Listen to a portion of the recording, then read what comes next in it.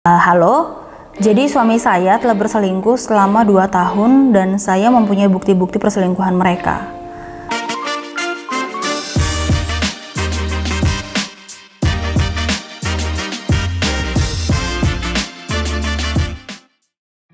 Halo semuanya, selamat datang di YouTube channel aku dalam rubrik Legal Journal. Beberapa waktu yang lalu aku sempat posting di Instagram Story dan juga di Facebook Story dan bertanya kepada teman-teman kalau ada masalah hukum yang sedang dialami secara pribadi atau temennya yang ngalami atau keluarga, saudara, itu bisa di DM ke aku.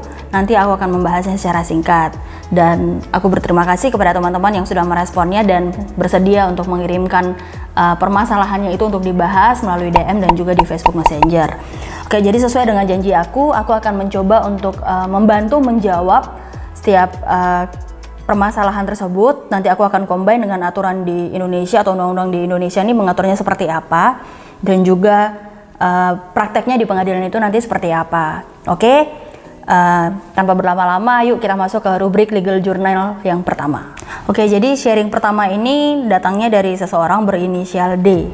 Pertanyaannya gini, halo. Jadi suami saya telah berselingkuh selama 2 tahun dan saya mempunyai bukti-bukti perselingkuhan mereka. Mereka sering bertemu di luar kota pada saat suami saya bertugas. Nah, sekarang ini selingkuhan suami saya sering mengirim foto-foto bugilnya ke suami saya dan menggoda suami saya melalui WhatsApp.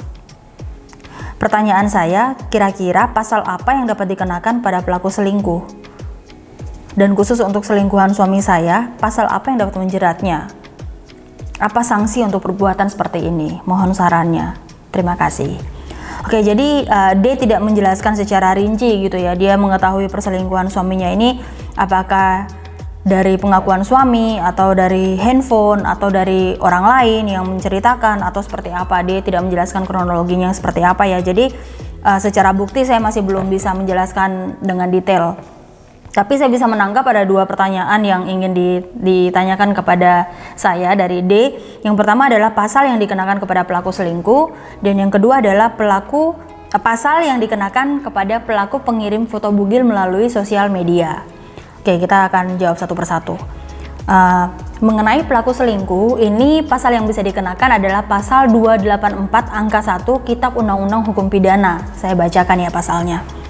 Diancam dengan pidana penjara paling lama 9 bulan seorang pria yang telah kawin yang melakukan overspell padahal diketahui bahwa pasal 27 BW berlaku baginya.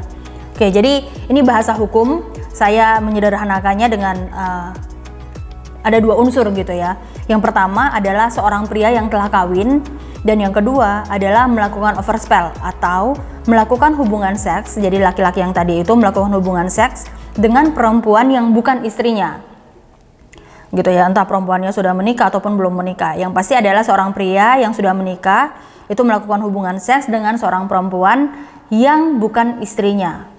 Nah, kalau pertanyaannya adalah gimana kalau remaja laki-laki yang berhubungan suami istri dengan perempuan remaja gitu. Nah, unsur ini sudah pasti tidak bisa diberlakukan atau pasal ini tidak bisa diberlakukan kepada anak remaja itu. Nah, tapi kalau pertanyaannya adalah gimana kalau seorang perempuan yang sudah menikah itu berhubungan suami istri dengan laki-laki yang bukan suaminya. Nah, pasal ini masih bisa diberlakukan untuk hal kejadian seperti itu. Tapi ada 2 hal penting yang perlu diperhatikan ya, yang perlu ditekankan, bahwa pasal 284 ini bersifat delik aduan yang absolut. Artinya bahwa si pelaku ini tidak bisa dituntut kecuali dilaporkan oleh korban atau kepada pihak yang memang yang merasa dirugikan seperti itu ya, atau dalam hal ini dipermalukan lah seperti itu. Nah, kalau tidak ada delik aduan atau tidak ada laporan dari si korban, maka ya nggak bisa diapa-apain gitu ya. Polisi juga nggak akan bisa melakukan apa-apa seperti itu. Dan yang kedua adalah pengaduan ini itu tidak bisa dikenakan hanya kepada salah satu pihak. Artinya bahwa ketika kita sudah mantap untuk maju dan melakukan laporan kepada polisi, maka konsekuensinya adalah kedua belah pihak, baik suaminya D tadi itu dan juga selingkuhannya ini akan dituntut secara bersama-sama. Seperti itu ya. Jadi mereka akan menjalani proses hukum secara bersama-sama. Tapi yang perlu saya tekankan di sini adalah jangan lupa alat buktinya gitu ya, karena kita tidak hanya berbicara atau kita nggak ke kantor polisi itu hanya dengan menceritakan kronologi tanpa ada bukti gitu ya. Kita harus membawa bukti-bukti yang mendukung. Seperti itu. Nah, upaya hukum pidana ini adalah upaya hukum yang terakhir, upaya terakhir gitu ya. Jadi kalau menurut saya, kalau memang D dan suaminya ini ternyata D mengetahui tentang perselingkuhan ini dari si suami gitu ya, dan kemudian sudah ada musyawarah secara kekeluargaan dan sudah ada pengampunan atau sudah ada penyelesaiannya ya, kalau saya sarankan adalah ini tidak dibawa ke ranah hukum begitu ya, mengingat tujuan dari pernikahan bukanlah untuk bercerai seperti itu. Nah, untuk yang kedua, pasal yang dikenakan kepada pelaku pengirim foto-foto bugil melalui sosial media. Nah, ini ada beberapa pasal yang bisa kita kenakan ya ke si pelaku itu ya. Yang pertama adalah pasal 27 Undang-Undang Informasi Transaksi Elektronik, dan yang kedua adalah pasal 29 Jungto pasal 4 Undang-Undang tentang pornografi. Jadi ada dua pasal yang bisa dikenakan kayak gitu.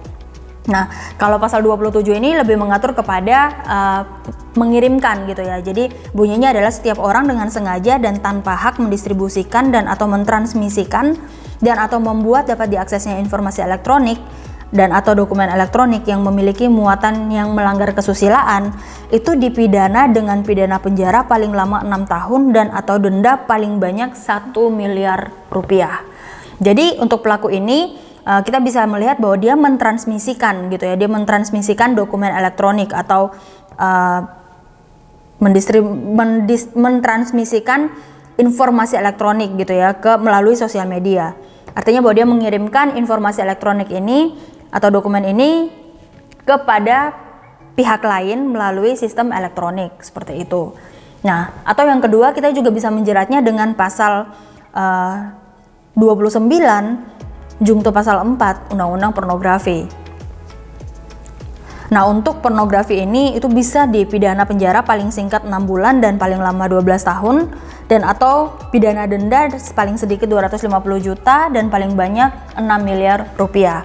Tapi perlu diingat bahwa untuk melihat apakah memang unsur mana yang paling tepat atau pasal mana yang paling tepat untuk diterapkan, itu biasanya menjadi tugasnya jaksa penuntut umum begitu.